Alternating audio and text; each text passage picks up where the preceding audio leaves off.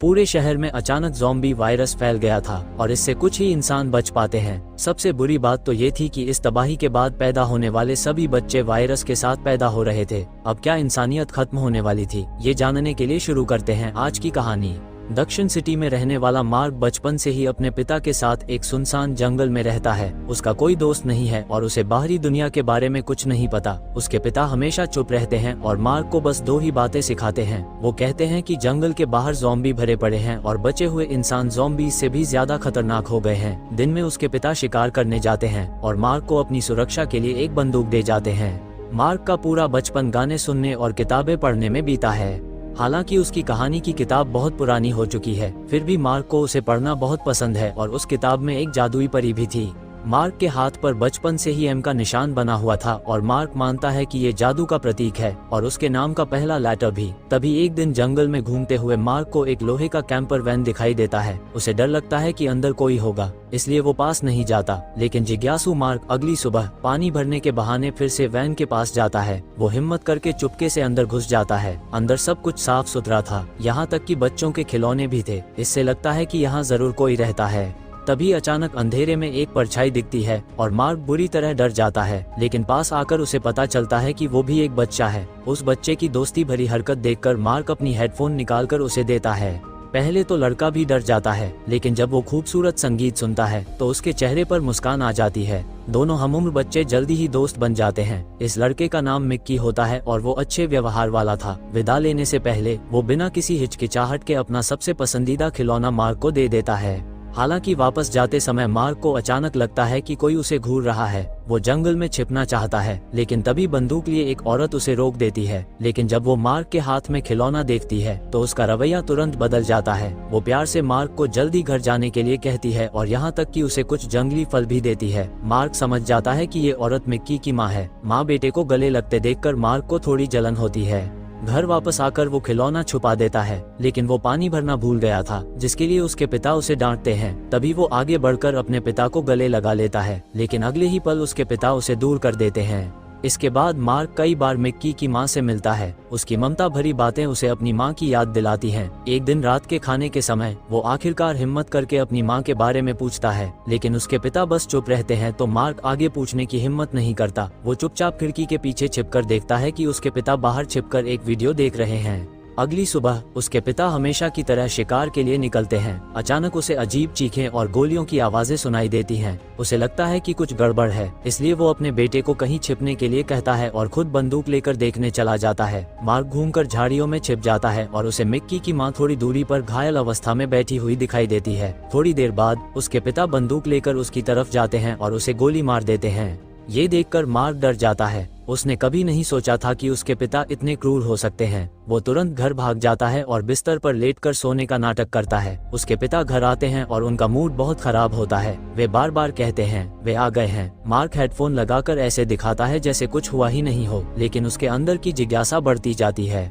जब उसके पिता सो जाते हैं तो वो चुपके से उनका वीडियो कैमरा उठा लेता है। उसमें उनके परिवार की खुशहाल यादें थी। उस समय मार्क पैदा नहीं हुआ था, लेकिन उसकी एक बड़ी बहन भी थी। अगले वीडियो में उसकी माँ डरी हुई और परेशान दिखती है। वो मार्क से कहती है कि मैं तुमसे प्यार करती हूँ, और फिर उसके पिता की गुस्से भरी आवाज सुनाई देती है। इसके बाद वीडियो बंद हो जाता है। मार्क को शक होता है कि उसके पिता ने उसकी माँ को मार डाला।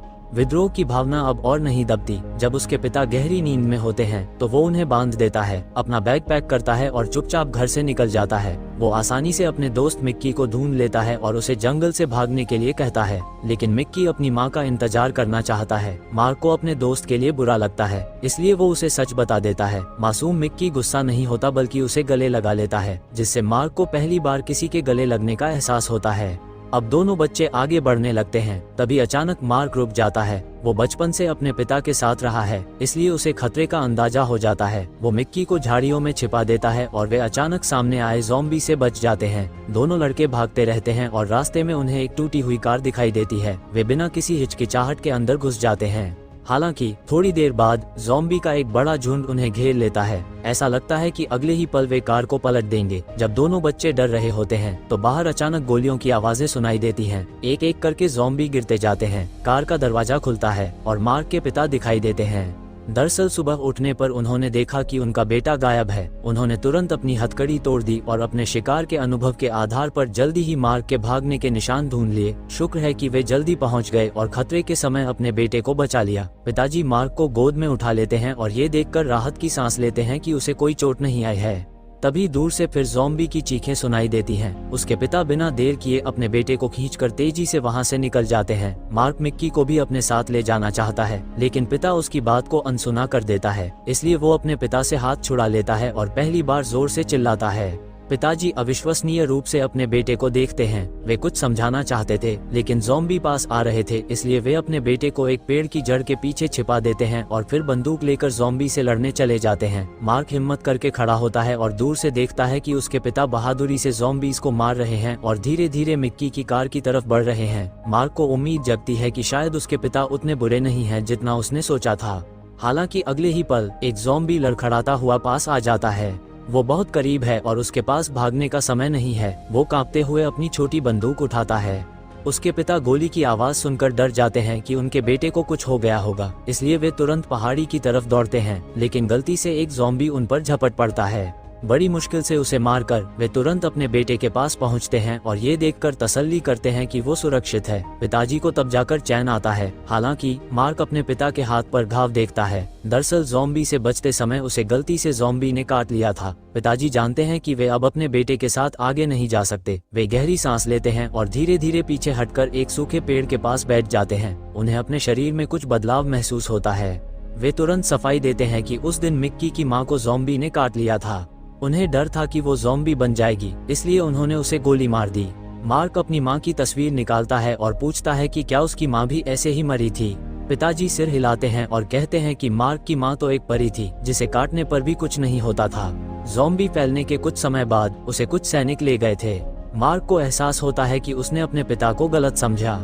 उन्होंने बस अपना सारा प्यार अपने दिल में छुपा रखा था, लेकिन अब पछताने का कोई फायदा नहीं था। उसके पिता के शरीर में वायरस फैलने लगता है और वो अपनी आखिरी होश में अपने बेटे को भाग जाने के लिए कहते हैं। अगले ही पल उनकी आंखें धुंधली हो जाती हैं। जब मार्क को कार में अपना दोस्त मिक्की मिल जाता है, तभी पहाड़ी से एक भारी गोली की आवाज आती है। वो जानता है कि अब उसके पिता नहीं रहे। हालांकि मार्क का दिल पहले से कहीं ज्यादा मजबूत हो गया था और उसे अपनी माँ को ढूंढना था। 10 साल से कम उम्र के दो लड़के इस तरह सुनसान जंगल में घूमते रहते हैं। रास्ते में खेलते कूदते वे कब इंसानी बस्ती के किनारे पहुंच चुके हैं उन्हें पता ही नहीं चलता। एक दिन वे रेलवे ट्रैक के किनारे एक अंकल को धूप में आराम करते हुए देखते हैं। दोनों बच्चे उनके पास जाकर कुछ खाने को मांगते हैं। अंकल जब सुनते हैं कि मार्क अपनी माँ को ढूंढने के लिए उस जगह जा रहा है जहाँ पर यह रहती है, तो वे उदास होकर आह भरते हैं। वे दोनों बच्चों की मदद करना चाहते हैं, लेकिन वे जा नहीं सकते क्योंकि उनके सारे बच्चे ज़ॉम्बी बन चुके हैं। अंकल उन्हें मारना नहीं चाहते, इसलिए उन्होंने उन्हें पिंजरे में बंद कर रखा है। स्वस्थ मार्क और मिक्की को देखकर उनकी आंखों में चमक आ जाती है। इन सालों में जितने भी बच्चों के साथ बुरा हुआ, वे सभी वायरस से संक्रमित थे। शायद मार्क और मिक्की को वायरस का इलाज मिल जाए।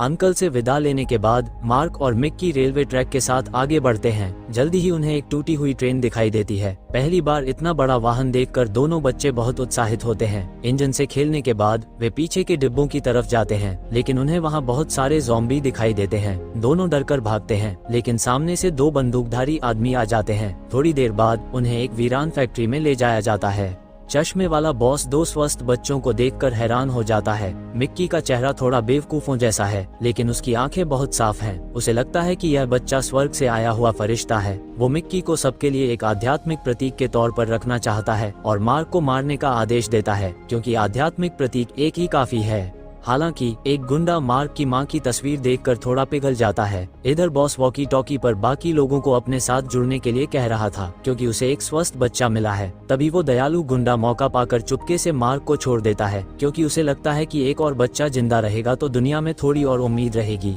मार्क बहुत वफादार है, इसलिए वो अकेला नहीं भागता, बल्कि सभी लुटेरों के सो जाने का इंतजार करता है और चुपके से मिक्की के कमरे में घुस जाता है। अंधेरे में टटोलते हुए वे दोनों चोरों के ठिकाने से भाग जाते हैं। अगली सुबह चश्मे वाला बॉस देखता है कि आध्यात्मिक प्रतीक गायब है, तो वो बिना किसी हिचकिचाहट के अपने आदमी को गोली मार देता है। इधर मार्क एक इमारत में सामान ढूंढ रहा था। वो पहली बार अपने लिए साफ कपड़े पहनता है और बाहर मिक्की से मिलने जाने ही वाला होता है कि उसे पता चलता है कि बॉस उसका पीछा कर रहा है। उसके आदमी मिक्की को घेर लेते हैं और गायब हुए मार्क को पकड़ने की तैयारी करते हैं। हालांकि तभी एक ड्रोन अचानक प्रकट होता है और फिर गोलियों की बौछार होती है, जिससे बॉस और उसके सभी गुर्गे जल्दी ही ढेर हो जाते हैं।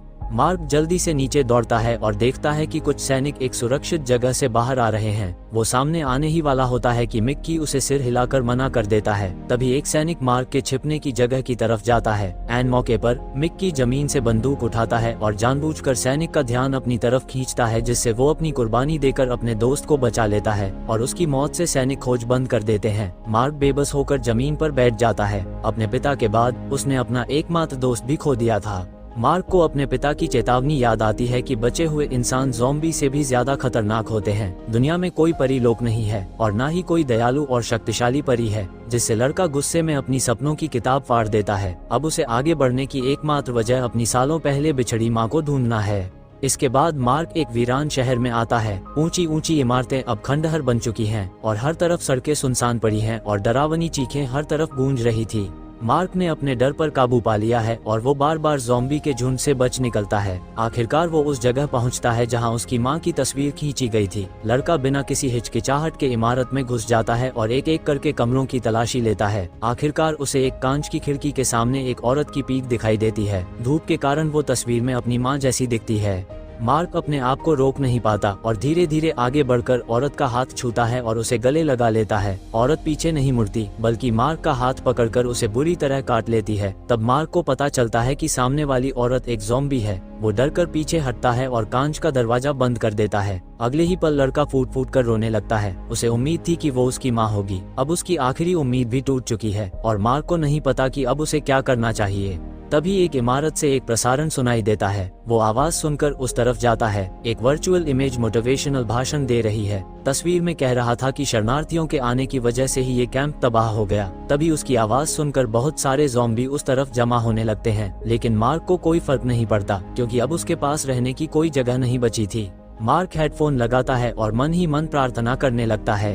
हालांकि उसे पता नहीं चलता कि आसपास बहुत सारी गोलियां चल रही है और पास के ज़ॉम्बी ढेर होते जा रहे हैं। जब मार्क पीछे मुड़ता है तो उसके शरीर पर बहुत सारे लेजर पॉइंट दिखते हैं। दरअसल सरकारी सैनिक यहाँ ज़ॉम्बी को मारने आए थे। तभी एक महिला सैनिक देखती है कि मार्क को काट लिया गया है। वो बस आखिरी बार सामने खड़ी महिला को एक प्यार भरा गले लगाना चाहता है। तभी महिला सैनिक की नजर मार्क के हाथ पर बने एम के निशान पर पड़ती है तो वो तुरंत अपना मास्क हटा देती है और चिल्लाती है कि इस बच्चे के पास निशान है, और फिर वो मार्क को अपने साथ सुरक्षित स्थान पर ले जाती है। फिल्म में निशान के बारे में ज्यादा नहीं बताया गया है, लेकिन इसका मतलब ये था कि निशान वाले लोगों को ज़ॉम्बीज़ के काटने से कुछ नहीं होता है। ये फिल्म शुरू से आखिर तक ज़ॉम्बी पर ज्यादा फोकस नहीं करती। इसमें ज्यादातर छोटे लड़के की भावनाओं और अनुभवों का वर्णन किया गया है। अगर आपको मूवी अच्छी लगी तो लाइक कमेंट जरूर कर देना।